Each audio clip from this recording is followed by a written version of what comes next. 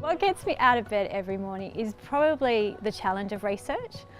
We're really focused on the early years, so looking at that first 5 critical years of life and really focused on early health behaviours, so things like physical activity, sedentary behaviour, screen use and overweight and obesity as well.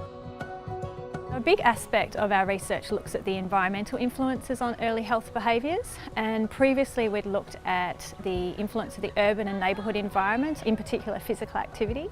We've borrowed many of those lessons and those measures of the environment and applied that to other settings and other populations like young children.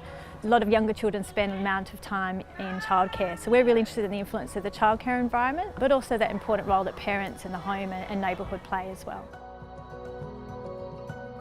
I think the research we do in terms of looking at early health behaviours is relevant throughout the world, whether it's developing or developed countries, really seeds those further funding applications and ideas and makes it a real unique world network, and we're not doing things in isolation, we're always connected to what else is happening in the rest of the world.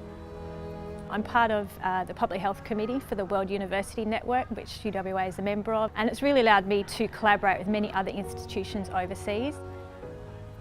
I think the research is about understanding all the different pieces of a puzzle. For us, it's early child health behaviours and the different environmental influences on that, whether it's the policy, the physical environment, or the influence of educators and parents and the wider community.